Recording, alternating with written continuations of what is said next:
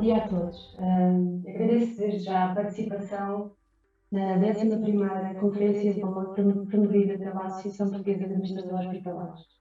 O tema desta sessão é a prescrição social, criar pontes entre a saúde e o social. Tenho comigo hoje a doutora Adelaide Belo, que não precisa de grandes apresentações, mas é médica internista na ULS do Litoral Alentejano e é consultora da URA da ACSS. E será comigo também moderadora desta sessão. Teremos também a doutora Louise Hofmeister, que está a realizar um doutoramento em saúde pública sobre o tema da avaliação do impacto e implementação da prescrição social em Lisboa. Temos a doutora Patrícia, gerontóloga na Associação Mais Proximidade e coordenadora do projeto Regressa a Casa. A doutora Ana Afonso, assistente social no Centro Hospitalar de Lisboa Central e interlocutora do projeto Regressa a Casa. E por fim temos a doutora Susana Alexandre, assistente social e coordenadora do Serviço Social do Hospital de Santa Maria. Vamos debater o tema da prestação social, que tem como principal objetivo intervir no sentido de melhorar a resposta às necessidades dos doentes, com o fim de promover o seu bem-estar e qualidade da doença. E com isso também permitir uma maior sustentabilidade nos sistemas de saúde. Posto isto, passo então a palavra à doutora Adelaide Belo. Bom dia a todos, muito obrigada por terem aceitado o desafio da PAFIC, da Portuguese Association for Integrated Care. Muito obrigada à APA. A APA, desde há uns anos a esta parte, temos tido uma parceria entre a PAFIC e a APA, que nos dá sempre um tempo de antena nas suas conferências. E este ano solicitámos ajuda para fazer este webinar, porque escolhemos o tema da prescrição social para esta conferência. A prescrição social, embora já seja falada, nós, enquanto associação, a Associação Portuguesa de Integração de Cuidados, consideramos que ainda é preciso falar mais dela. Isto tendo em conta quer as alterações demográficas, quer a alteração epidemiológica da nossa população, com o peso da multimorbilidade e, portanto, a necessidade de olhar a pessoa doente como um todo e não só a sua parte física e fisiológica, e encontrar soluções alternativas a respostas fora da caixa, fora das habituais, e que possam corresponder às necessidades das pessoas. Isto é, caminharmos cada vez mais para a integração de cuidados centrados nas necessidades das pessoas e não nas necessidades das instituições. É nesse sentido que pedimos a quem sabe do assunto para connosco participar neste webinar, e não levo mais tempo, porque o mais importante é ouvi-las a elas do que ouvi-las a mim. E passo a palavra à primeira palestrante, a doutora Luísa Hofmeister. Obrigada. Bom dia a todos. Gostaria de começar a agradecer à PAFIC e à APA pela oportunidade de estarmos aqui falar sobre prescrição social. E dizer que eu estou muito contente, é um tema que eu tenho um carinho especial e é um projeto que eu acredito pessoalmente, profissionalmente. Então, vou tentar aqui trazer algumas ideias, tentar elucidar um pouco o que é prescrição social e como que ela vem sendo implementada aqui em Lisboa e em outros contextos. E depois a ideia também trazer aqui alguns outros projetos no âmbito da integração entre o social e a saúde para dar melhores respostas às necessidades dos utentes. E acredito que esses outros projetos, essas atuações que já existem no terreno, são muito importantes de nós discutirmos aqui. Vou partilhar minha tela.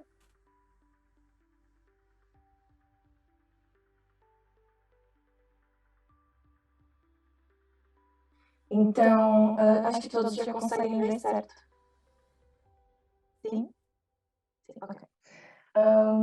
Então, como a doutora Catarina e a doutora Adelaide já falaram, vou falar um pouco sobre a prescrição social de um contexto geral e do projeto aqui de Lisboa. Depois, a doutora Patrícia vai falar sobre o projeto Regresso à Casa, a doutora Ana Afonso sobre também o projeto Regresso à Casa, mas da perspectiva da interlocutora no hospital, e a doutora Susana Alexandre, então, vai falar da atuação do assistente social no contexto hospitalar.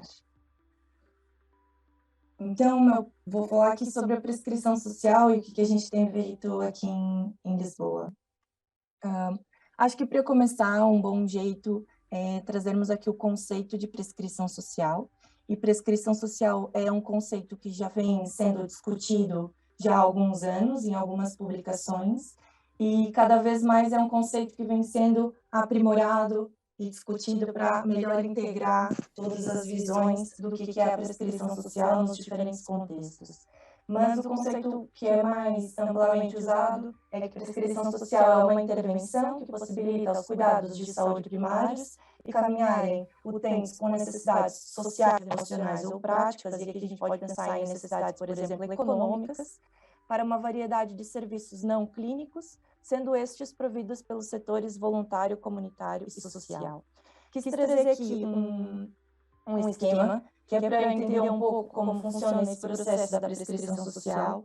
Então, temos utentes que vão aos serviços de saúde, e aqui não necessariamente precisa ser aos cuidados de saúde primários, pode ser qualquer nível de atenção à saúde. E esses utentes, como a gente sabe, têm a sua saúde influenciada por inúmeros fatores, que normalmente a gente denomina como os determinantes sociais da saúde, e esses fatores acabam aparecendo nas consultas, nos contatos com os serviços de saúde. Não é? Esses fatores fazem parte do ser humano e fazem parte do seu estado de saúde. Então, esses utentes, por vezes, têm necessidades relacionadas ao desemprego, ao estresse, algum tipo de deficiência, alguma questão relacionada à saúde mental, múltiplas doenças crônicas, isolamento social, envelhecimento, ou seja, aqui a gente tem inúmeros fatores que afetam a saúde dessas pessoas e aparecem nas consultas. O que acontece na prescrição é que nessas consultas, no caso aqui da prescrição em Lisboa, os profissionais da área da saúde, que estão nos cuidados de saúde primários, por exemplo, os médicos de medicina geral e familiar, enfermeiros de família e psicólogos, podem fazer, então, uma referenciação para o assistente social da saúde que está vinculado a essas unidades de saúde. Fazer uma referenciação formal sobre essas necessidades sociais desses utentes que estão a influenciar no seu estado de saúde. O assistente social faz uma avaliação dessas necessidades e faz um acompanhamento desses utentes. E então, dependendo das necessidades e daquilo que o utente quer, porque a prescrição social é uma intervenção centrada na pessoa, e é uma intervenção que é desenvolvida com a pessoa, então, dependendo daquilo que o utente deseja e precisa, pode ser feito um encaminhamento, então, para diversos serviços providos pelo setor comunitário e social. E aqui, serviços são dos mais variados possíveis. Serviços ou respostas, como a gente se sente melhor de falar. E aqui podem ser respostas no âmbito da formação, do emprego, respostas mais tradicionais e que a gente considera talvez mais assistencialistas, por exemplo, questão das isenções, dos apoios econômicos, mas também podem ser respostas mais fora da caixa, respostas mais voltadas para questões do isolamento, da cultura, do contato com a natureza, com o desenvolvimento de novas habilidades e competências, enfim, aquilo que o utente precisar e desejar. Esse é o modelo de prescrição social que vem sendo implementado em inúmeros lugares no mundo. E por que a prescrição social vem sendo implementada em inúmeros lugares no mundo? Não é? Que tipo de evidências que nós já temos relacionadas ao impacto da prescrição social? A evidência, como qualquer implementação de uma nova intervenção, ela vai crescendo à medida que essa intervenção vai sendo implementada. E no âmbito da prescrição, essa evidência também vem sendo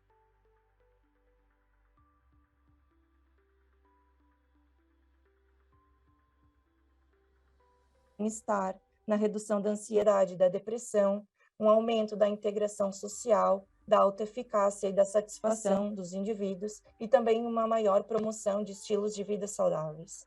No âmbito da comunidade, temos então aqui uma melhor interligação entre os indivíduos e os serviços que compõem a sua própria comunidade e também um maior grau de envolvimento do setor social com a saúde dos indivíduos. E aqui a gente começa a ter essa proximidade entre a saúde e o social, tentando atuar em conjunto para uma melhor qualidade de vida das pessoas e das comunidades, não é? E ao nível do sistema, e aqui em especial o sistema de saúde, já há alguns projetos que comprovam que os utentes que participam da prescrição social têm uma redução na utilização dos serviços, ou seja, há uma redução aqui, por exemplo, nas consultas aos médicos de família, nas idas às urgências, aos internamentos, há uma redução da carga de doença da população, na medida em que promove qualidade.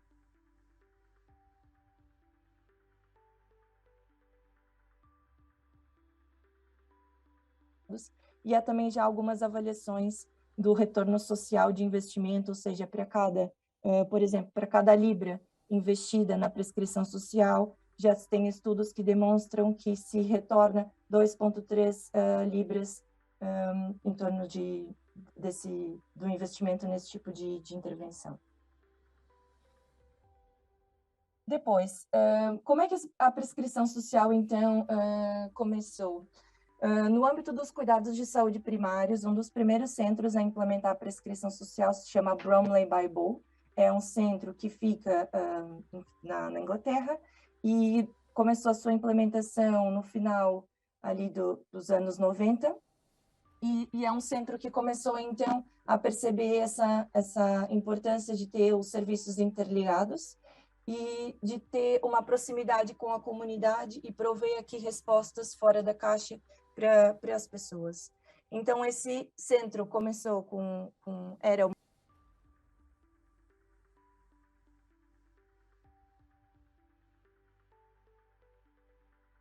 aqui temos, por exemplo, nesse centro, uma cafeteria que os próprios utentes podem trabalhar ou aprender algumas competências e ter aqui algumas atividades. E eles são uma grande referência no âmbito da prescrição social e o seu início na perspectiva dos cuidados de saúde primários. Depois, o que acontece é que a prescrição social foi se tornando uma intervenção cada vez mais importante e os projetos foram aumentando e sendo cada vez mais implementados, principalmente no Reino Unido. E em 2019, uma acho que das maiores publicações políticas, né, em termos das políticas de saúde do Reino Unido, foi publicado esse documento que está relacionado ao NHS Long Term Plan, e nesse documento o governo recomenda, então, a implementação da prescrição social.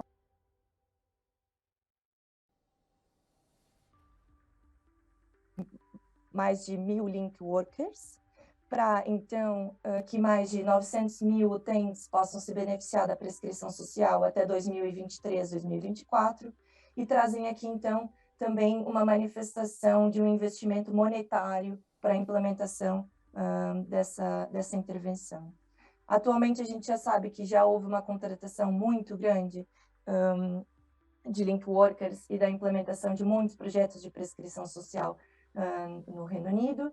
O que vem acontecendo, que a gente tem acompanhado esse processo, é que não necessariamente o governo está conseguindo avançar com a implementação da forma como esperava. Ou seja, a gente aqui já sabe que há alguns constrangimentos, por exemplo, no âmbito da contratação de link workers e outros profissionais para desenvolverem esse projeto. Ou seja, algumas barreiras vêm sendo encontradas, e eu vou falar um pouco sobre isso também no contexto aqui de Lisboa.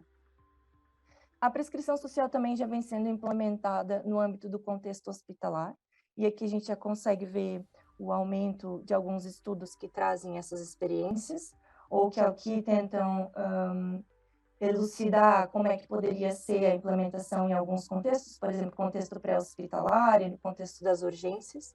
E trago aqui, por exemplo, um estudo que fala de alguns determinantes que podem impactar, então, aqui na implementação da prescrição social nesses contextos, e falam principalmente da questão da aceitabilidade dos utentes e dos profissionais para esse tipo de intervenção, a questão dos próprios circuitos e da organização dos serviços para a implementação desse tipo de modelo, e também questões relacionadas a financiamento e outros tipos de recursos.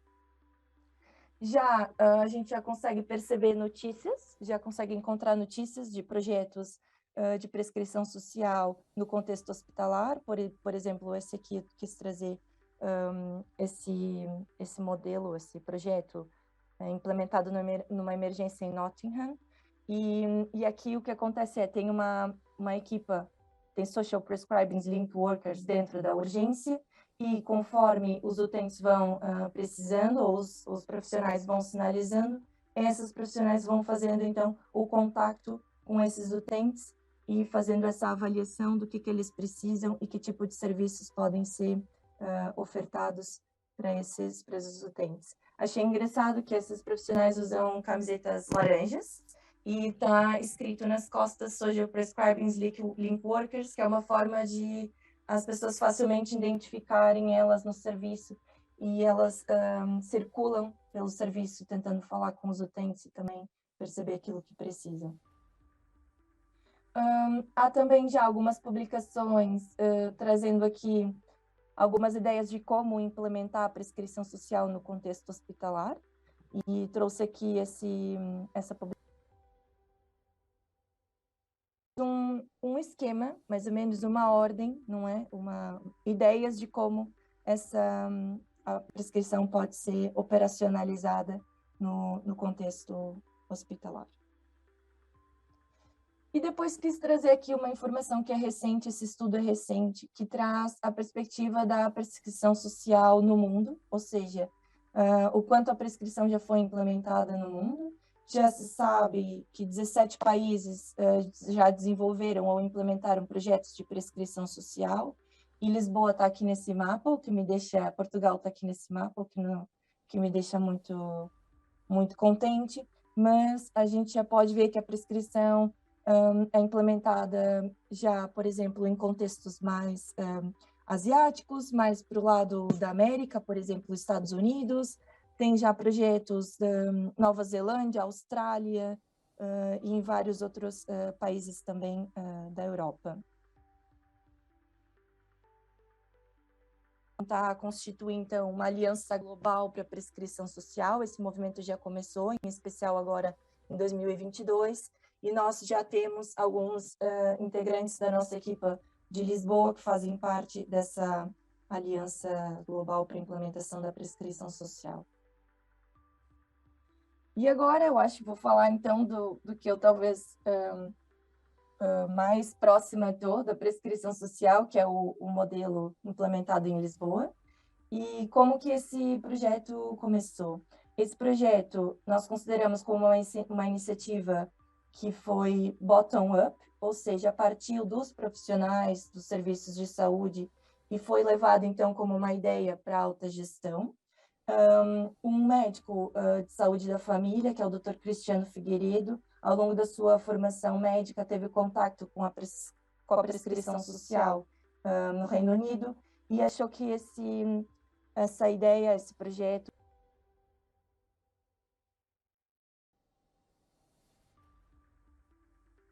a população portuguesa, e então propôs a implementação da prescrição para assistente social da USF da Baixa, que é a doutora Andréa Coelho, e ela prontamente aceitou o desafio, e então, final de 2017, início de 2018, começaram a se organizar para implementar a prescrição social. Uma das primeiras reuniões, então, que foram feitas foi uma convocatória pública para que tanto stakeholders da saúde como stakeholders do setor social sentassem à mesma mesa e discutissem sobre a prescrição social. E uma coisa que foi muito interessante dessa reunião é que o setor social e comunitário se sentiu que era uma intervenção interessante e se sentiu surpreendido por ter a saúde indo procurar o social para então desenvolver um projeto, porque normalmente é o social que procura a saúde para... Então, essa foi o primeiro pontapé de saída. Depois, inúmeras atividades foram sendo desenvolvidas para a implementação da prescrição. Começou-se com uma articulação dentro do ACES Lisboa Central, com a questão do apoio das chefias, tratar de recursos e tempos para o projeto, o desenvolvimento de uma plataforma e também questões relacionadas à motivação do serviço social no âmbito dos cuidados de saúde primários. Depois houve uma articulação dentro da própria USF, na sensibilização dos profissionais para intervenção, o envolvimento no planeamento, capacitações e também o desenvolvimento de feedbacks mensais sobre a implementação do projeto.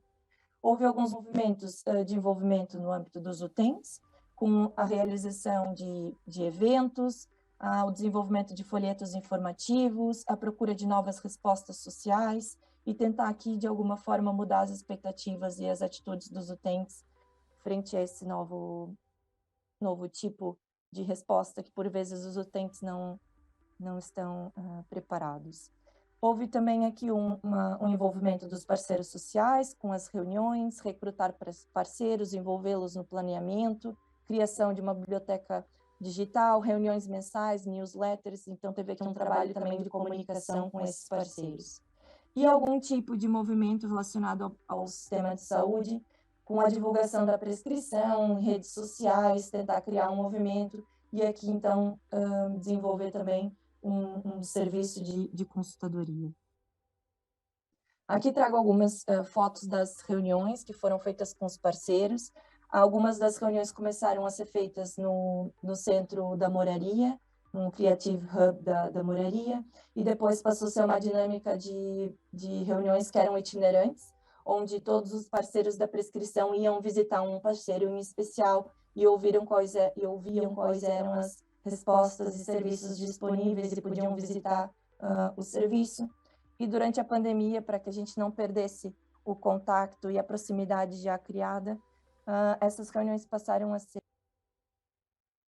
de certa forma, até resultaram, e eu acho que foi uma forma de nos mantermos assim próximos e fazer com que as coisas continuassem a andar. Então, de uma forma muito prática, o que acontecia antes da prescrição social numa consulta médica, por exemplo? Então, normalmente um utente, quando chegava para o médico ou para o enfermeiro de família e tinha aqui um problema social, normalmente o que acontecia é que ele recebia uma resposta mais voltada para o modelo biomédico, e aqui os médicos procuravam, então, responder com algumas coisas mais clínicas, uma avaliação mais clínica, não viam aqui grandes possibilidades de dar respostas a essas questões sociais. Então, trago aqui alguns exemplos, por exemplo, uma senhora jovem, natural do Bangladesh, que está grávida sozinha, não fala português nem inglês, um senhor já idoso, com múltiplas doenças crônicas, com aqui algumas questões relacionadas à habitação e passava o dia a ver televisão, animado. E um senhor, por exemplo, em torno de 56 anos, desempregado, com escolaridade mais baixa, divorciado e com obesidade, por exemplo, a agravar também, já com uma certa descrença em si próprio. E normalmente o que acontecia é que essas pessoas recebiam respostas mais voltadas para questões médicas e talvez recebiam aqui respostas em torno do medicamento e essas coisas. O que acontece agora com a prescrição? Os médicos, quando identificam esse tipo de problema nas consultas, esses problemas, necessidades sociais, fazem então essa referenciação para a assistente social da unidade. E então, a assistente social tenta aqui, em conjunto com o utente, encontrar respostas disponíveis na comunidade. E então, por exemplo, para essa primeira senhora, tem aqui vários programas que ela pode integrar, por exemplo, o programa Mentores para Migrantes, participar de alguma atividade na Associação Renovar a Moraria, ou, por exemplo, participar de um grupo, um Pregnancy Club, que está sendo desenvolvido na ANIALP, que é uma outra associação.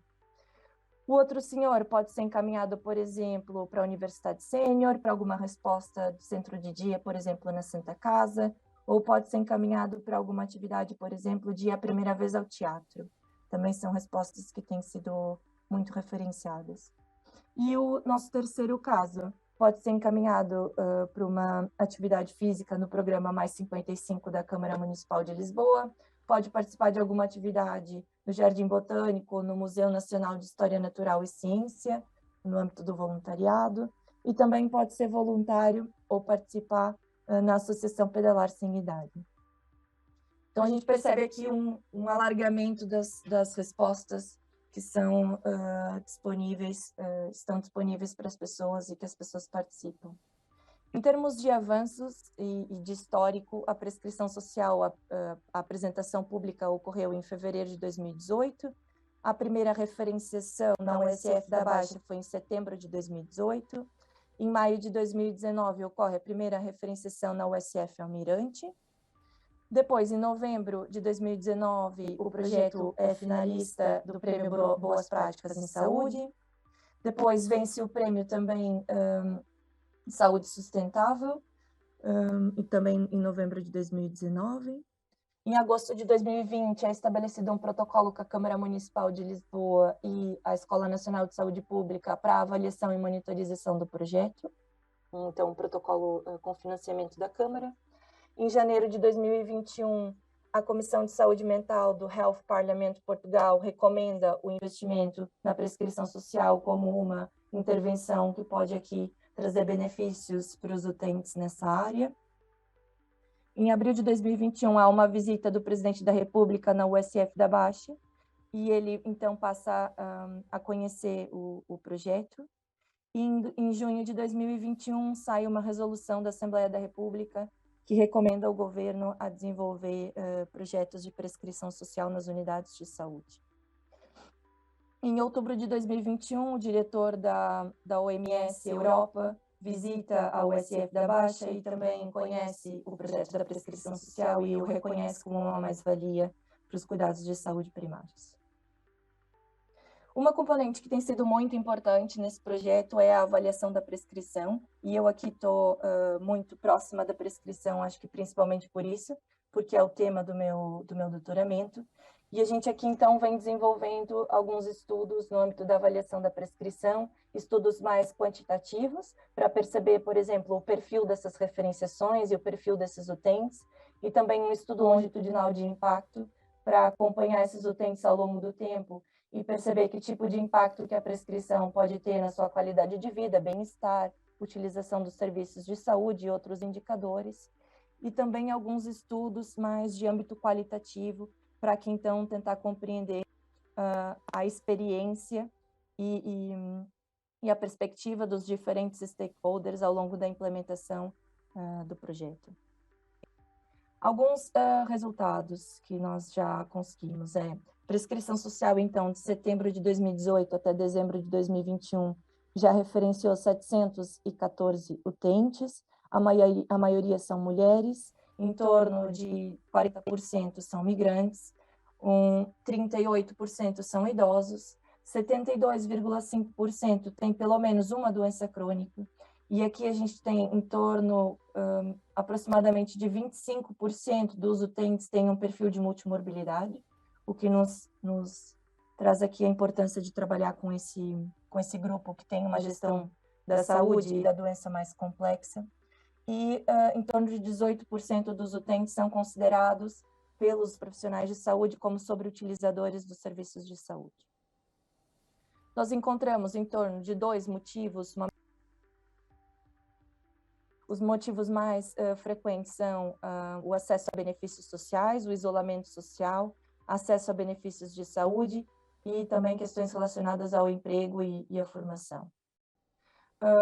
Em torno de 50% dos utentes compareceram em pelo menos uma consulta com assistente social. Então, a gente tem aqui, do total de utentes referenciados, a gente tem metade deles, praticamente, não comparecem à consulta, ou seja, não chegam à assistente social para serem avaliados, então referenciados para a comunidade. E aqui está, talvez, dos nossos principais desafios, que é envolver esses utentes e melhorar essa adesão. Nós identificamos mais de 40 respostas externas. O que são respostas externas? Ou seja, são aquelas respostas que são dadas pelo setor social, voluntário e comunitário. As mais frequentes, por exemplo, são universidade sênior, aula de português para migrantes, apoio na medicação, apoio domiciliário, centro de dia. E essas respostas parceiros sociais. E trago aqui alguns exemplos: juntas de freguesia, Santa Casa, Instituto de Emprego e Formação, KNAIM e Associação Renovar a Moradia. Outras informações que nós já conseguimos levantar estão relacionadas a fatores facilitadores e barreiras à implementação da prescrição social do projeto aqui de Lisboa. E em termos de facilitadores, eu gostaria de destacar aqui as características e comportamentos dos profissionais dessas unidades, ou seja, o facto das equipas serem jovens, proativas e sensíveis aos determinantes sociais da saúde e serem receptivos à intervenção. Isso tem sido um facilitador para a implementação da intervenção.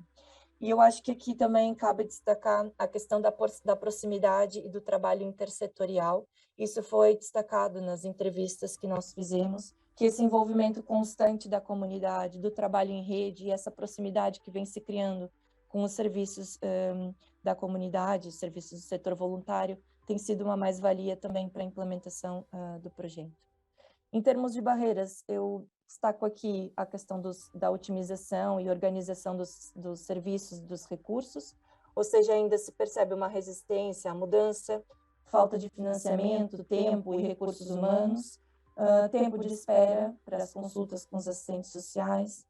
E também eu acho que um outro ponto que foi muito falado nessas entrevistas é a questão da percepção que os utentes têm do que é uma resposta da saúde, ou seja, os utentes por vezes não estão preparados para receberem como uma resposta respostas não clínicas. Então, às vezes os utentes são um pouco mais resistentes ou não estão preparados para esse tipo de resposta. E aqui eu acho que a gente tem um papel muito grande na promoção da literacia e da promoção desse tipo de intervenções junto dos utentes. Já me encaminhando para o fim, que eu já estou falando muito, mas a gente também, com essa questão da avaliação e da monitorização do projeto, tem nos permitido, então, aqui criar alguns tipos de conteúdos que podem ajudar outras equipas a implementarem a prescrição, como o desenvolvimento, por exemplo, de passos a passos, de como implementar, qual o caminho que a gente acha que pode ser trilhado para que a prescrição possa ser implementada. E aqui que a gente também criou um grupo de investigação para avaliação e implementação da prescrição social aqui na escola, que se chama Nova Pessoa, que é para poder, então, dar o apoio a essas equipas que desejam implementar a prescrição social.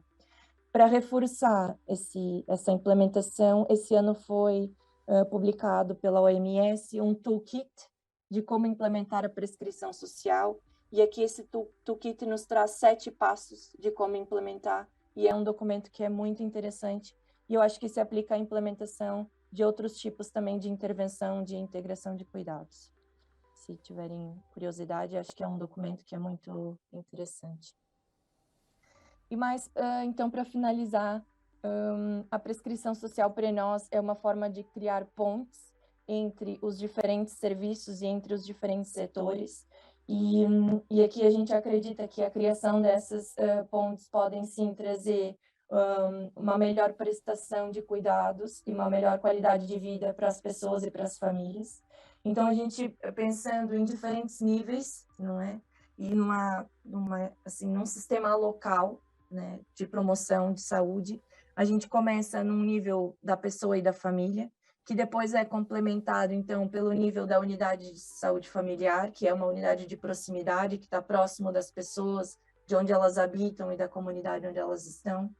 Depois a gente passa para o nível dos cuidados de saúde primários como um todo e todos os serviços que compõem esse nível de atuação. Depois passamos para o nível do próprio Serviço Nacional de Saúde, a gente entra aqui com os cuidados secundários, cuidados continuados e outros serviços disponíveis no Serviço Nacional. Depois temos o serviço público, autarquias, e aqui as juntas de freguesia, os institutos públicos, e as câmaras municipais. E num terceiro nível, um nível mais amplo, que é o setor social e solidário, que tem aqui inúmeras associações, IPSS, ONGs, que têm contribuído muito, então, para o acompanhamento e para uma promoção de uma maior qualidade de vida, bem-estar e estado de saúde das pessoas, das populações. Então, a ideia da prescrição social é criar pontes, então aqui desenvolver um sistema local que seja centrado na saúde da pessoa, naquilo que importa para ela e naquilo que as pessoas precisam. E agradeço a atenção, e já falei muito, e agora eu passo a palavra para a doutora Patrícia, acho que é assim, que vai falar sobre o projeto Regresso à Casa. Exatamente. Olá, muito bom dia a todos e a todas.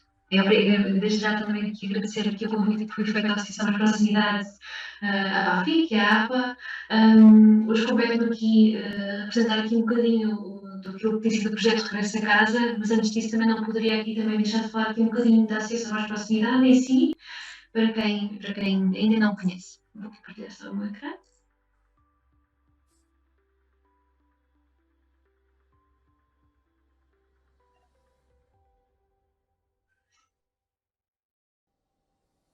Se puderem só confirmar se já conseguem ver, agradeço.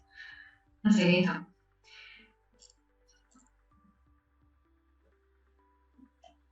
Pronto, como referi, então, não podia aqui deixar de falar aqui da Associação Mais Proximidade para ajudar aqui a contextualizar aqui um bocadinho aquilo que é o projeto. A Associação Mais Proximidade é uma IPSS que está situada aqui na zona histórica aqui de Lisboa, sensivelmente ali na zona de Alfama, neste momento. Acompanhamos cerca de 120 pessoas idosas nesta zona baixa, moraria, zona de arroios. Temos vindo aqui pouco a pouco a tentar aqui alargar o nosso espectro de intervenção, mas de facto já ainda não nos tem sido possível, mas temos aqui esperança que isso um dia aconteça e consigamos aqui alargar aqui mais a nossa zona de intervenção. Temos 10 técnicas a trabalhar na associação, entre psicólogas, gerontólogas, assistentes sociais, psicólogas e aqui técnicas também de comunicação, que acompanhamos cerca de 120 pessoas idosas, aqui numa ótica muito de combate à solidão e isolamento. A associação presta aqui um apoio muito atípico, portanto nós não somos uma resposta muito comum, portanto o nosso apoio centra-se muito aqui no combate à solidão e isolamento da população idosa, com vista à sua melhoria de qualidade de vida. Pronto. Temos aqui uma visão muito centrada aqui nas pessoas, que as pessoas devem estar incluídas na nossa sociedade, nomeadamente aquelas que estão mais sós nas suas habitações e que não conseguem sair de casa de forma autónoma ou que não tenham alguém que puxe tanto por elas, digamos.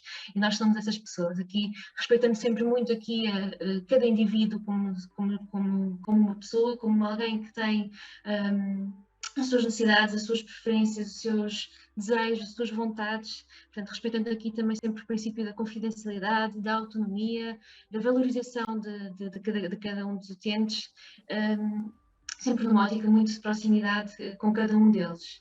As nossas principais linhas de intervenção centram-se aqui no combate à solidão e isolamento e como é que isto se processa, o que é que isto é feito. Aqui que a associação é um bocadinho diferenciada, na medida que o nosso combate à solidão e isolamento é feito através de visitas domiciliárias, seja uma vez por semana, seja de 15 em 15 dias, lá está. Toda a nossa intervenção é feita mediante aquilo que são as necessidades e aquilo que a pessoa pretende. Fazemos visitas domiciliárias, contactos telefónicos, sinalização de datas festivas, quer seja através do aniversário, quer seja através do Natal, Páscoa, etc.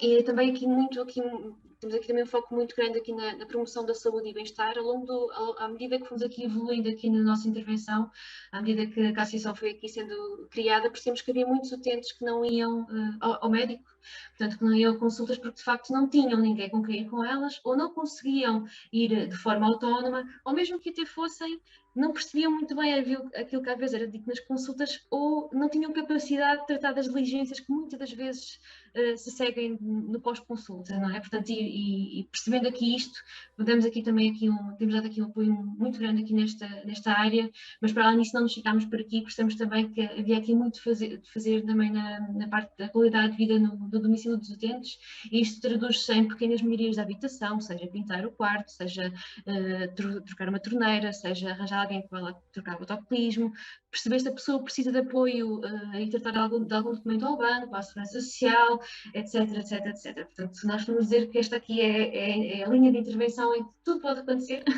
e que os nossos utentes podem contar connosco para tudo. Pronto.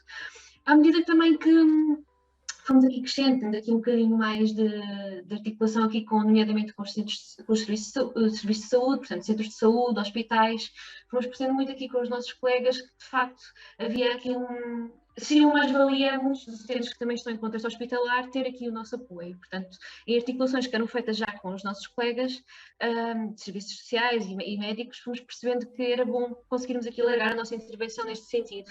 Portanto, sabemos que muito que há aqui Lisboa ocupa aqui um lugar no ranking que nenhuma região gostaria de ocupar, não é? Que tem aqui muitos internamentos inapropriados, isto é, que há muitos internamentos aqui no CHLC que estão aqui protelados por questões sociais, e então pensámos, por que não tentarmos aqui fazer alguma coisa aqui para estes utentes que não são nossos utentes no imediato, não é? Mas que poderíamos aqui ajudar a regressar ao domicílio com dignidade, com acompanhamento e com aquilo que é o nosso apoio, o nosso acompanhamento à associação mais proximidade. E foi assim que nasceu o projeto Regresso a Casa, que visa aqui a articulação próxima com as pessoas idosas, com os serviços sociais dos hospitais e com as entidades da comunidade, estabelecendo aqui pontes.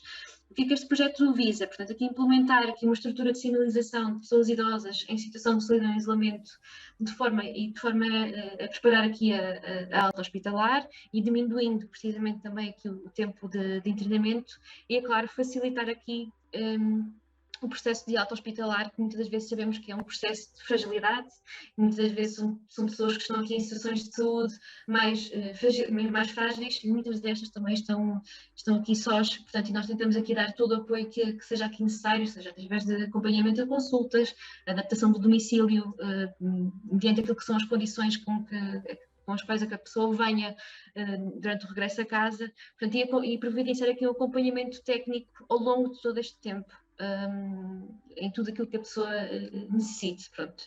E como é que isto se processa é mais em concreto? Portanto, os serviços sociais dos hospitais, e a colega Ana Raquel, que vai falar aqui a seguir, pode depois explicar um bocadinho melhor como é que isto se processa também.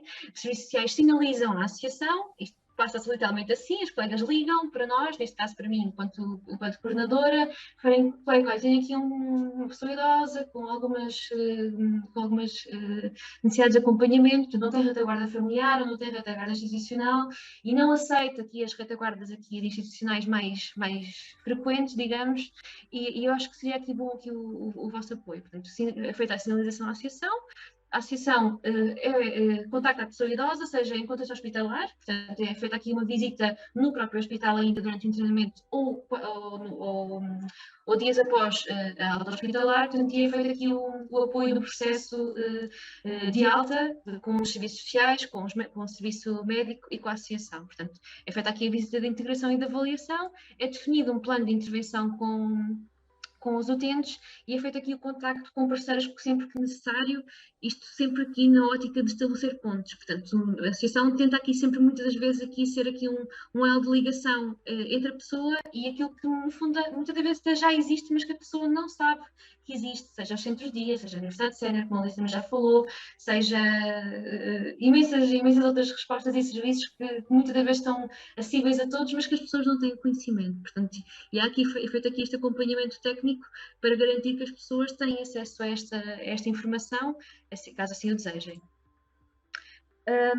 Como referi aqui, nossas principais atividades são os visitas a domicílio, os contactos telefónicos, os acompanhamentos a consultas, marcação de consultas e exames, a gestão da medicação, a aquisição de bens, porque eu sei que para nós pode parecer uma tarefa tão simples como eu vou ali à consulta com o médico de família e está tudo bem, não é? Saio da consulta, marco os exames, vou à farmácia, mas de facto para estas pessoas muitas das vezes como é que eu vou até lá? Mas o médico vai-me falar daquelas doenças todas que eu sei que tenho, mas eu não percebo nada daquilo e preciso de alguém que me ajude a compreender. E depois o médico saiu da consulta e o médico me pediu para fazer umas análises e um Doppler, e eu não sei onde é que aquilo se faz, em que clínica é que aquilo se faz, e nós tentamos aqui facilitar todo este processo, portanto, e tornar aqui a consulta o mais eficiente possível e fazer com que também os utentes só recorram à mesma quando necessário e que consigam aqui efetivar aqui a consulta de uma forma plena. Só para terem aqui um bocadinho de ideia aqui dos beneficiários do projeto Regressa a Casa em si, o projeto Regressa a Casa nasceu aqui no início do ano de 2020, portanto coincidiu aqui com a altura da pandemia, mas aqui com algumas adaptações conseguimos aqui vingar e já foram feitas aqui 42 sinalizações pelos serviços sociais do CHLC, sendo que destes 42 foram integrados 28, porque de facto, apesar de nós tentarmos aqui mostrar aqui a nossa motivação para ajudar todos os beneficiários, muitos deles, há sempre alguns que recusam e isso é válido, portanto a pessoa está no seu direito em ser acompanhada por nós ou não, mas também sabemos que muitas das sinalizações que nos chegam muitas das vezes também são aqui fora da nossa zona geográfica e com muita pena nossa nós não conseguimos aqui ainda alargar aqui muito o nosso âmbito geográfico de intervenção, mas que esperemos um dia que possamos aqui fazê-lo, mas de facto aqui sempre que isso acontece encaminhamos para entidades que possam aqui apoiar estes beneficiários e não os deixamos sozinhos também. A maioria de sexo feminino, viúvas que residem sozinhas, maioritariamente nas freguesias de Santa Maria Maior, Arroios, Estoril e Penha França. Pronto, como referi, temos tentado vir aqui a alargar aqui o nosso espectro de intervenção e pouco a pouco temos conseguido fazê-lo. Só para terem um bocadinho de ideia dos números, portanto, desde que começámos aqui o projeto de Regresso a Casa, com estes beneficiários já fizemos 2.316 contactos de acompanhamento, 673 contactos com familiares e cuidadores, que também aqui um papel muito importante, que também aqui ressalvo aqui neste sentido, porque de facto muitos dos utentes que nos são sinalizados, alguns estão sós, é um facto, mas de facto alguns também têm família, seja a família mais próxima, seja a família que reside num contexto geográfico mais distante, portanto, e tentamos aqui também ser aqui sempre aqui um apoio ao cuidador, seja no alívio do cuidador, portanto, e também aqui no sentido de eu não consigo ir com o meu pai ou com a minha mãe à consulta, mas sei que a associação consegue fazê-lo e que no final me dá aqui esse feedback de como é que tudo correu e sei que consigo contar com esta instituição. Portanto, e temos aqui também aqui sempre possível mediar aqui esta boa relação com os utentes e a sua família. Pronto. Já fizemos também aqui 540 visitas no domicílio, várias passagens de informação aqui com parceiros e saliento também aqui os 42 encaminhamentos que precisamente refletem aqui a questão do encaminhamento para centro de dia, ou até mesmo para serviço de apoio domiciliário. Temos N utentes em comum com a Santa Casa da Misericórdia, nomeadamente com o serviço de apoio domiciliário centro de dia. Portanto, somos aqui respostas complementares. O serviço de apoio domiciliário faculta aqui higiene, alimentação e acompanhamento diário e permanente, e nós aqui acompanhamos aqui um bocadinho aqui no sentido de proporcionar aqui atividades diferentes e atividades aqui também de apoio aqui nas questões de saúde, sempre em articulação com os serviços, claro. Não podia aqui deixar também aqui de ressalvar que este projeto só é feito aqui graças aqui aos nossos mecenas, não é? Financiadores que têm aqui apoiado aqui este projeto, nomeadamente a Fundação Carlos Gulbenkian, a Missão Sorriso e, claro, os nossos parceiros, a Santa Casa da Misericórdia, o Sistema Divisional de Ambulâncias, a Junta de Freguesia, a Farmácia Internacional, o SF Baixa e o Centro Hospitalar de Lisboa Central. E penso que cumpri o meu tempo. Obrigada. E caso tenha alguma dúvida, aqui estarei para responder. E passo a palavra à colega Ana Raquel.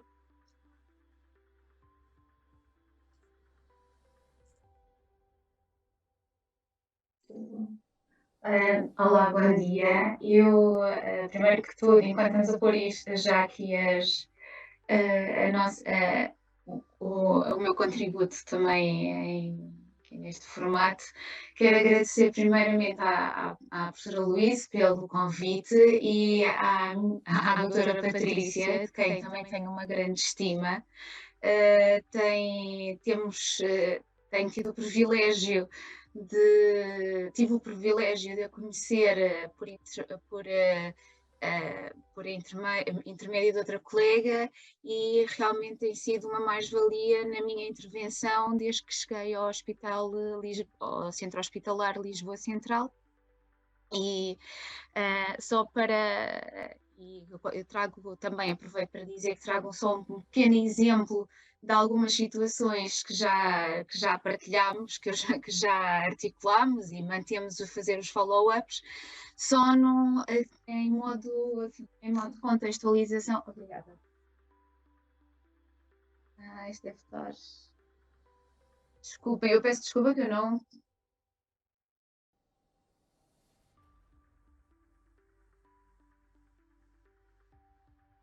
Para vir aqui...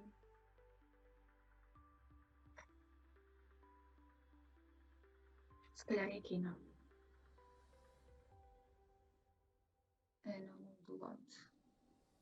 Este aqui. Embaixo em modo de apresentação, há uma parte eu acho de que é modo de isto. apresentação, que é o último dos botõezinhos. Tem um slide em baixo. É que no nosso está em modo de apresentação, mas não conseguimos... Então, mas se não passa assim, É isso. Está a avançar. não vale a pena estar a atrasar com isso. Bem, mantém-se assim. E então, só em modo de contextualização, eu neste momento estou a exercer funções no Centro Hospitalar Lisboa Central, mais especificamente no Hospital Corri Cabral. E o nosso centro hospitalar é composto por 6 polos, todos que temos num universo praticamente de 50 assistentes sociais, mais coisa, menos coisa, e todos nós como somos um centro hospitalar muito definido na área, que está muito cingida à área da Grande Lisboa, defrontamos-nos com várias problemáticas sociais, desde o envelhecimento, situações de isolamento e solidão, e, claro, também dirigidas, isto no género dos adultos, de uma forma muito, muito generalizada, e também temos a maternidade Alfredo da Costa e a Dona Estefânia dirigidas à questão da saúde da mulher e das crianças. Acho que é importante também dizer, é um centro hospitalar que tem 17 centros de referência, entre eles o transplante pulmonar e o transplante cardíaco, em que muitos dos nossos doentes também defrontam-se com as adversidades também do próprio envelhecimento e muitas vezes a ausência do suporte familiar. Fazemos parte de uma equipa multidisciplinar, acreditamos, falo um pouco no geral, falo no geral e no plural, porque percebemos, tenho uma ao longo destes anos, desde que me licenciei, percebo que o serviço hospitalar é parte da solução, seja em contexto hospitalar, mas também seja em contexto comunitário, e que é importante esta interligação que nós temos enquanto um serviço onde lidamos com uma diversidade populacional enorme e depois a necessidade também de articular com as estruturas existentes. Não querendo extrapolar aqui o meu exemplo, o exemplo que trago, mas só a título de referência, e depois a doutora Susana irá explanar isto melhor. No fundo, isto é o procedimento que nós utilizamos no serviço social, no contexto hospitalar e também comunitário, em época de centro de saúde. Mas nesta questão e a prescrição do serviço social, em contexto hospitalar, nós já temos a parte dos pedidos que nos são feitos pela equipa multidisciplinar. Seja ela, habitualmente, da minha experiência, habitualmente é a equipa médica que nos faz a solicitação através de um pedido de colaboração que existe no nosso S-Clínico, e também, claro, a ligação que vamos construindo nas nossas equipas também nos permite já termos uma sinalização informal das situações, e muitas vezes as reuniões de equipa ou as visitas médicas são um bom mote para tanto para que exista uma discussão da situação entre profissionais e o próprio olhar para o doente e perceber, porque por vezes os nossos olhares também podem ser um pouco diferentes. E nós, assistentes sociais, lidamos com os fatores de risco ou critérios que temos da nossa intervenção. Portanto, fazendo a ponte de uma forma um pouco académica, claro que este esquema, podemos ver que é numa fase, num pré-diagnóstico, se fizermos a ponte nesta fase das visitas médicas ou das reuniões e nos contactos formais ou informais entre a equipa multidisciplinar, e também temos aqui a de salvaguardar que, por vezes, os familiares também pedem à equipa, seja em especial aos senhores enfermeiros, que gostariam de falar com a equipa, com a assistente social que está afeta ao serviço específico. Claro que maioritariamente as sinalizações são os nossos pedidos de intervenção, são feitos pela nossa equipa. E depois avançamos para uma fase do diagnóstico, onde fazemos o levantamento das necessidades e já tentamos desenhar qual é que é o possível plano de intervenção ou plano que, digamos, fazendo a ponte, fazemos aqui a ponte com o plano individual de cuidados, que será sempre apresentado e também tendo o olhar das outras áreas, porque muitas vezes a patologia com que o doente nos chega e depois a parte da intervenção médica, temos situações em que o doente era totalmente autónomo e, dadas as circunstâncias, ficou com um grau de dependência considerável e que não tem o suporte de retaguarda necessário para fazer face a esta nova realidade da sua vida. Pronto, e a partir daí este plano individual de cuidados é construído sempre tendo o foco no doente e com o doente. E também com a família. E claro que isto depois tem toda esta multiplicidade que passa pela auscultação dos recursos da comunidade, de acordo com a área geográfica, e somos também aquela elo, pegando nas palavras da minha colega, a doutora Patrícia, de ligação com a comunidade e tentamos também que muitas vezes gosto também de apresentar as situações às colegas com quem articulo na comunidade, porque há sempre mais um olhar sobre a situação e definirmos também um outro tipo de resposta. Claro que o livre-arbítrio existe e tem que ser sempre em concordância com os doentes. Muitas vezes, uma das situações que tenho identificado é que, claro, que a família e os doentes sentem-se muito mais seguros mantendo-se no âmbito hospitalar, porque os recursos são muito mais acessíveis, não há um tempo depois de espera que há no pós-alta e também, no fundo, os receios inerentes do doente no regresso ao seu domicílio, porque muitas vezes as suas condições habitacionais não são preparadas e que não se adaptam ao novo estado de funcionalidade da própria pessoa, e a ausência de conhecimentos da própria família e a conjugação, de todo o resto da vida das pessoas, não é? Pronto, portanto, no fundo, de uma forma muito generalista, este é o nosso dia-a-dia da nossa prática com os nossos doentes e com as nossas equipas também.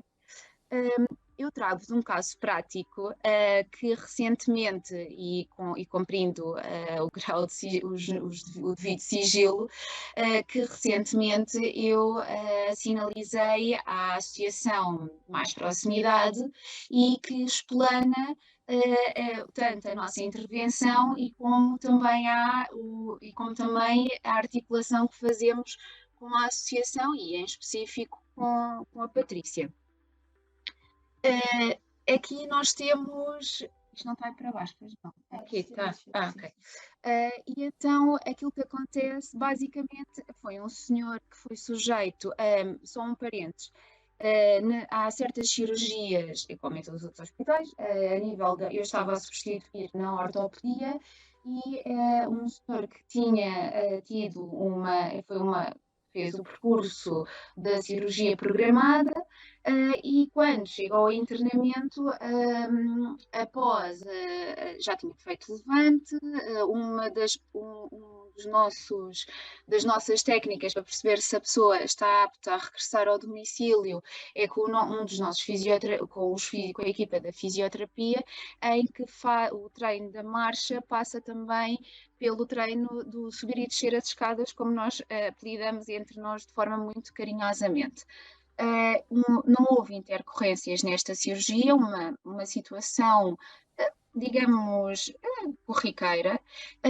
Claro que quando a médica fala com o doente no sentido de programar a alta clínica, o doente diz que não poderá ter alta porque existem aqui uma série de situações com que ele não irá conseguir lidar nos próximos tempos e que que a ver dele fazer-lhe sentido ele manter-se no nosso internamento.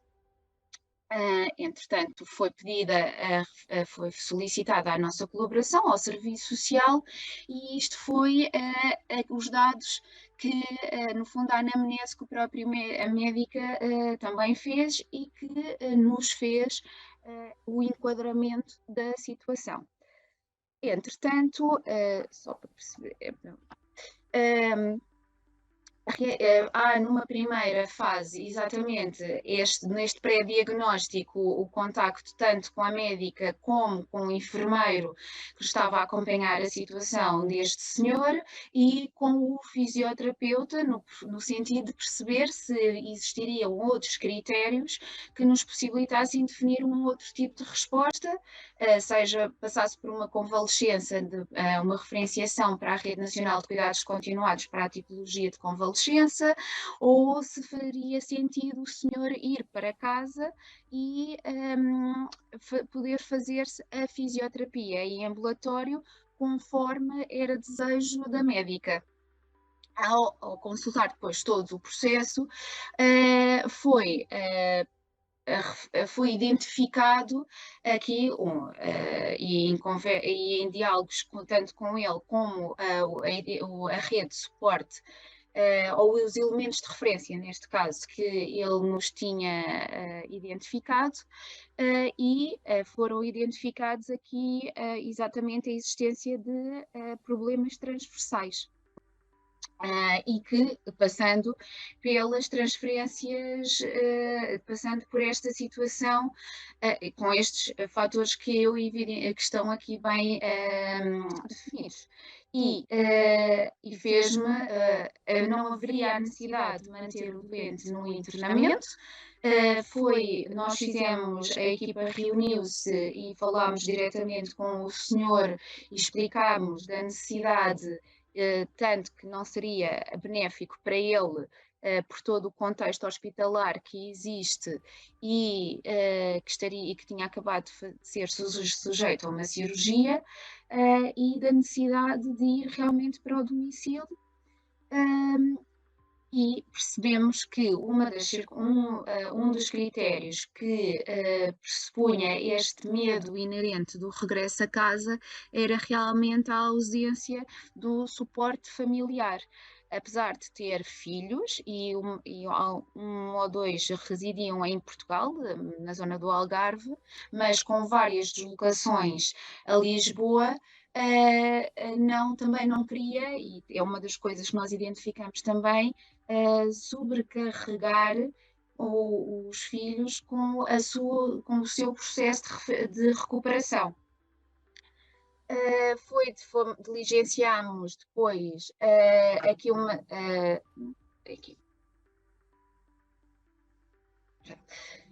face aos problemas que nós depois então identificámos, o plano de cuidados passou então foi edificado sob esta égide e pressupor este plano de intervenção ao nível da parte económica. Realmente era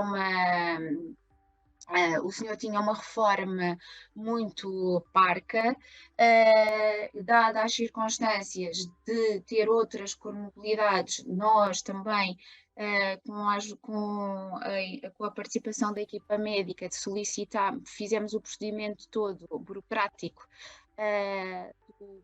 para orientá-lo para um subsídio ou para um complemento de dependência.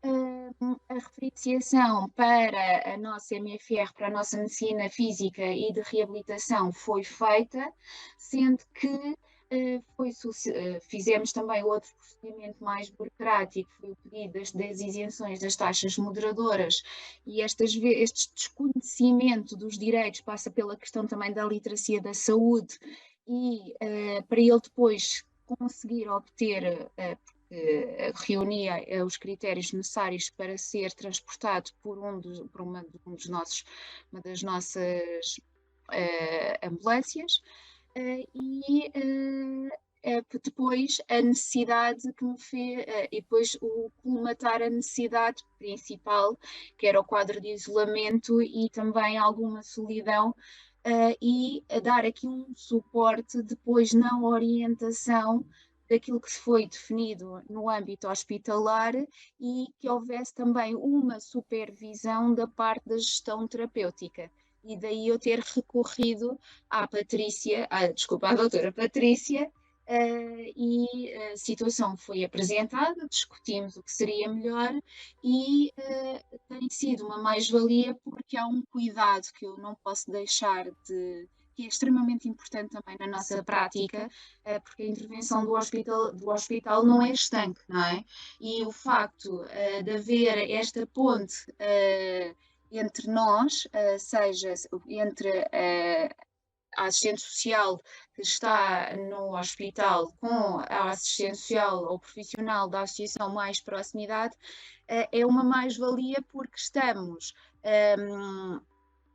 digamos que é feito aquele follow-up da situação, e a doutora Patrícia tem sempre esse cuidado, ou outro elemento da equipa da associação, porque depois, quando há a continuidade do acompanhamento, ainda em âmbito hospitalar, mas numa fase mais em ambulatório, como é a questão da medicina física e de reabilitação, e a consulta externa, independentemente depois da especialidade, há sempre, se houver alguma fragilidade que ainda não foi colmatada, há sempre esta passagem da informação que chega por nós ao clínico que vai acompanhar o doente naquele momento na consulta.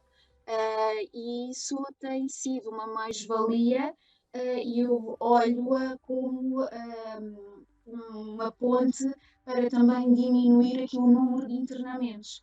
Agora, de uma forma um pouco mais geral, eu acredito que este tipo de prática pode, in loco, no local onde estão os nossos doentes, porque muitos deles, este senhor com 70 anos, ainda estava a exercer a sua atividade profissional, apesar de reformado, pontualmente, mas não se encaixaria numa resposta de ERP, de residência geriátrica, e seria para ele aqui um revés se este senhor, por exemplo, fosse para um centro de dia, porque muitas vezes nós temos, e infelizmente eu vejo que as respostas sociais ainda não foram alargadas, não só na área do envelhecimento, falamos também noutras áreas, mas em específico, e tendo em conta a situação que eu trago, nós não podemos resumir as situações dos doentes só ao lar ou ao centro de dia, ou ao apoio domiciliário. Estas respostas vêm aqui trazer uma mais-valia para quem está em casa, e que muitas vezes o só ter uma companhia para ir à farmácia tem um impacto positivo de veras importante na vida daquelas pessoas, porque apesar de estarem parcialmente dependentes, estas pessoas sentem que ainda têm as suas rotinas e é uma maneira de estimular a própria recuperação e manter toda a sua rotina ainda nos seus domicílios. Só também trazendo, e em termos de conclusão, é também uma mais-valia para as próprias famílias. Já tive recentemente uma outra situação de uma senhora que é acompanhada também pela associação, em que os familiares viviam em Massamá e, inerentemente, o filho estava fora a trabalhar. A nora dessa senhora não conduzia. Portanto, tínhamos aqui um obstáculo e foi pedido o apoio à associação no sentido até de tranquilizar a própria família, porque uma das coisas que foi identificada quando do acolhimento foi exatamente a incerteza dos familiares e a preocupação de depois do plano da alta clínica, quando regressa à casa da senhora, que houvesse aqui um revés por ela simplesmente ter uma visita de uma vez por semana da sua nora. E tenho tido boas notícias que a doutora Patrícia faz questão, e para mim é sempre uma mais-valia, do impacto que tem e como é que os nossos doentes estão efetivamente neste momento, no presente. Portanto, espero, e é uma das coisas que eu digo sempre à Patrícia, que venham a alargar as zonas ou as freguesias de abrangência do projeto, porque acho que é um grande contributo e vem ao encontro das necessidades que temos de respostas sociais nestes tempos e nos tempos que se aproximam. Portanto, o meu bem-aja e publicamente, e a doutora Patrícia sabe, eu tenho um imenso gosto de trabalhar com ela e que tenham um alargamento do projeto. E este é o meu testemunho, só em título aqui termino só com os exemplos bibliográficos e aproveito para agradecer mais uma vez, e para mim é sempre uma mais-valia também poder dar este exemplo da nossa prática como assistentes sociais. Muito obrigada. Obrigada, doutora Ana Afonso. Nós estamos já com um tempo muito limitado, portanto, nós tínhamos uma questão, mas eu não sei se efetivamente vamos ter tempo para a colocar. Eu passava então à doutora Susana Alexandre. Olá, bom dia. Bom dia a todos, já é quase boa tarde.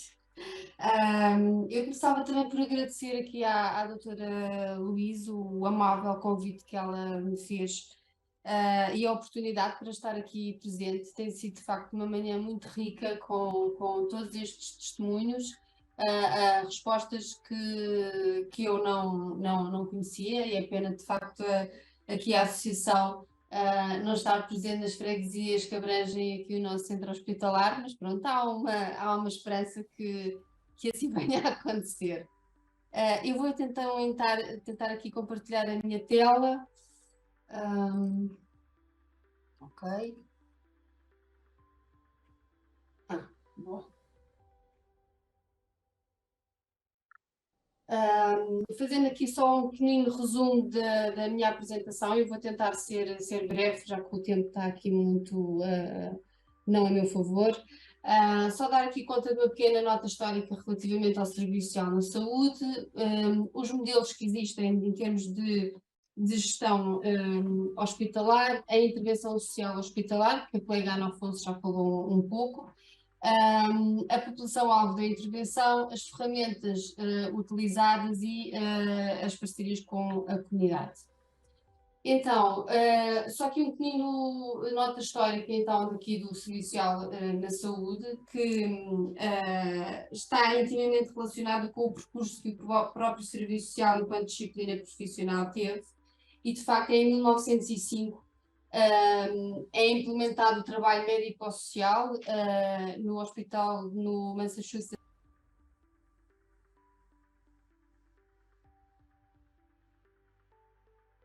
compreendeu e que percebeu o impacto que as determinantes tinham na saúde dos indivíduos. Em Portugal, o Serviço Social de Saúde, especificamente em contexto hospitalar, nasce e surge em 1941, nos Hospitais Universitários de Coimbra, e mais tarde passa então para o Hospital Júlio de Matos, em 1948, no Instituto Português de Oncologia em Lisboa. No Hospital Santa Maria e no Hospital Polivalente, que são os hospitais que fazem parte do Centro Hospitalar Lisboa Norte, há serviço social desde a sua inauguração. E referir ainda que em 1968 há a publicação da Reforma Hospitalar, e de facto esta publicação vem especificar a situação de serviço social, em que o hospital é caracterizado como um serviço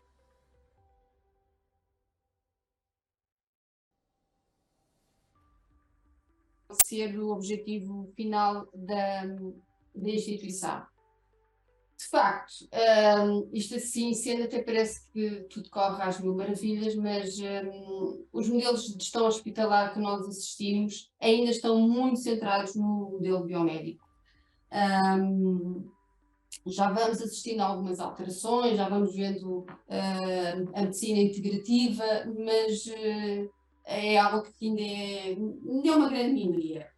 E é exatamente aqui contraponto com esta visão que o serviço social tem um papel fundamental, porque dá uma visão global no modelo holístico e vê a pessoa muito mais do que a sua doença. Portanto, tem uma visão integrada e percebe-se que não adianta muito o médico fazer uma prescrição, e está aqui a doutora Adelaide Bell, que também deve corroborar com esta questão, não adianta muito o médico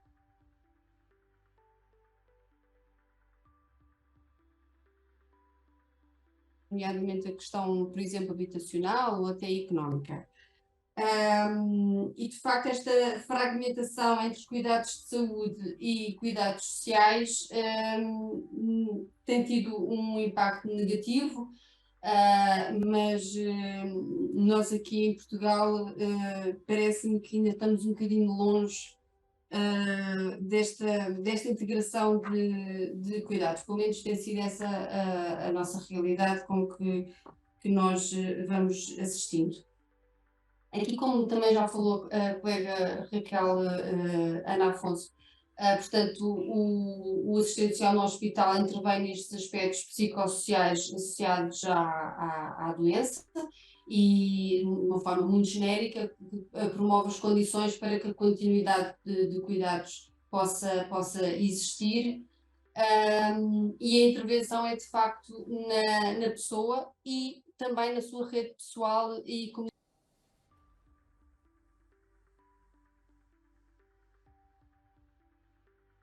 Seja em contexto de internamento ou da consulta, falamos só com aquela pessoa, nós temos que alargar toda a nossa intervenção àquela rede de suporte familiar, porque muitas vezes mesmo, aquela situação que levou o indivíduo ao internamento tem um impacto muito grande em toda a estrutura e toda a dinâmica familiar que existia até então. E, portanto, há uma necessidade muitas vezes de reorganizar papéis, inverter papéis em toda aquela dinâmica e, portanto, nunca é só aquela pessoa.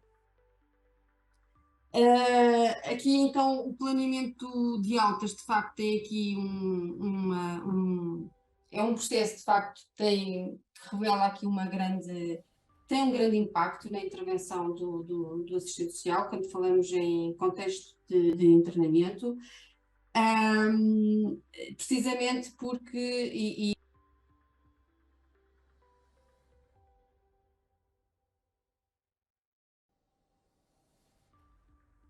do internamento hospitalar. Não é um processo fácil, deparamos com situações cada vez mais complexas, quer do ponto de vista clínico, quer do ponto de vista social, e como é evidente, nunca se foi tão falado estas questões dos tratamentos sociais ou do internamento inapropriado, porque de facto, e como referiu a colega Ana Afonso também, as respostas sociais não acompanharam de todo a evolução demográfica da nossa população, as necessidades da nossa população, e nós temos respostas que se calhar há 20 anos até poderiam colmatar algumas necessidades, mas hoje em dia de todo. E de facto, mas é algo que o serviço social permeia e está sempre presente para que no momento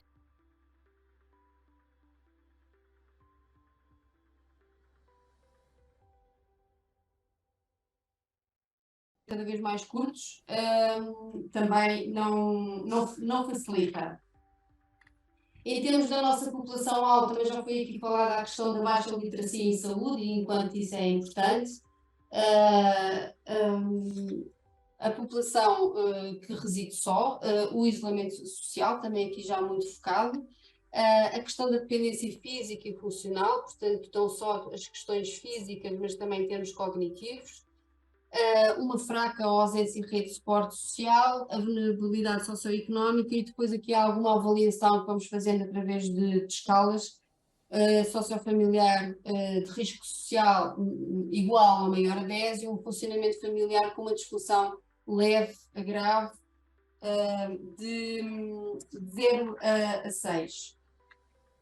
Em termos das ferramentas que são utilizadas, a avaliação de necessidades, logo à cabeça, o aconselhamento.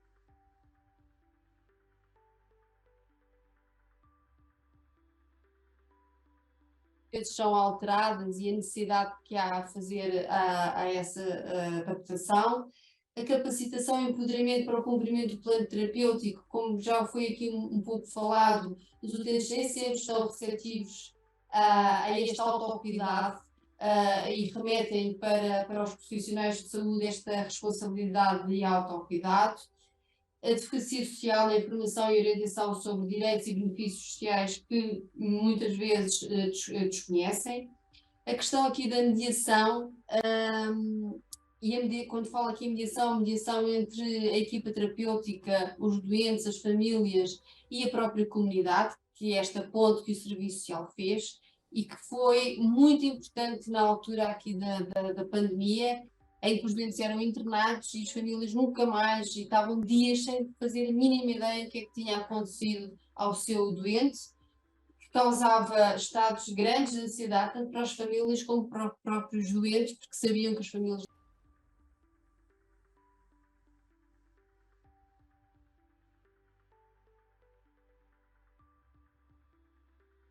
nesta continuação também a agilização e gestão dos recursos que são necessários para aquela situação em concreto. Em termos de parcerias com a comunidade, o Serviço Social tem de facto parcerias com instituições, tem muitas parcerias que estão formalizadas e outras por inerência das próprias atribuições das instituições comunitárias, nem sequer há essa formalização.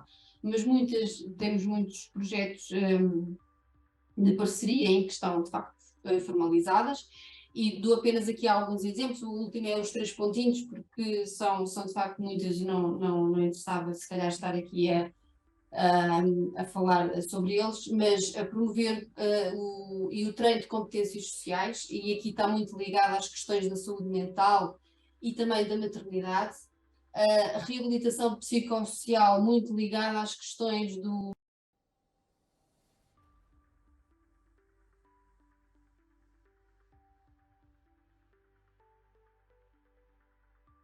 pela questão do traumatismo, a atribuição de bens materiais, que muito alargada, desde enxovais para os bebés, a questão de os sutiãs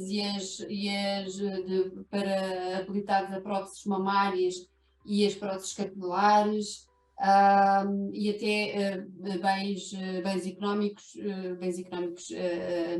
atribuição de apoio económico para a aquisição de medicação, para a aquisição de passos mensais, para os utentes conseguirem virem em transportes para as suas consultas ou tratamentos que tenham que fazer aqui. Os mais clássicos, que são a integração em centro-dia e o apoio domiciliário, e também o alojamento e a alternativa, sim, a alternativa habitacional. E eu aqui, por último,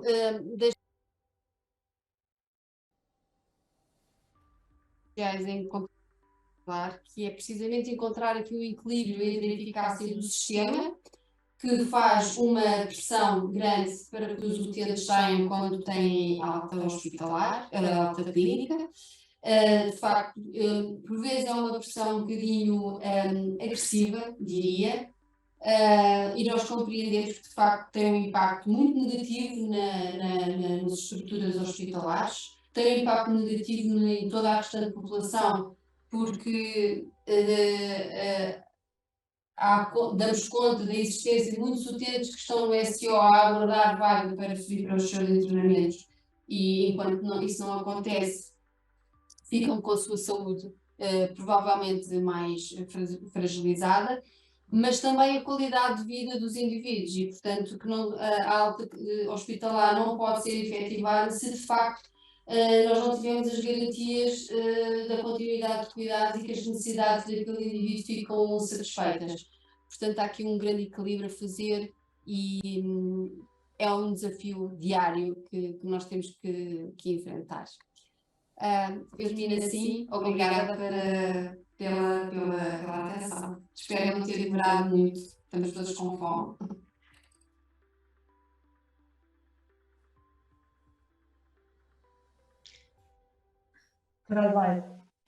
Não é uma questão de fome, é que nós temos um slot, temos um tempo que nos é dado pela APA e depois a partir daqui alguém vai ocupar este tempo, portanto não temos tempo ilimitado, é mais essa parte, e não queremos, podemos ser separados, não é?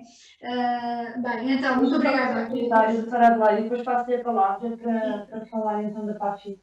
Não vamos ter tempo para as questões que nos colocaram, infelizmente, mas queria só dizer e agradecer as vossas apresentações. De facto, todas vocês falam dos vossos projetos com um entusiasmo imenso, o que significa que acreditam muito neles e acreditam nos benefícios e na qualidade e na diferença que podem fazer na vida dos vossos utentes. E por isso não posso passar sem vos dizer estas palavras e dar-vos os parabéns por todo o trabalho que demonstraram e desenvolveram. Doutora Adelaide.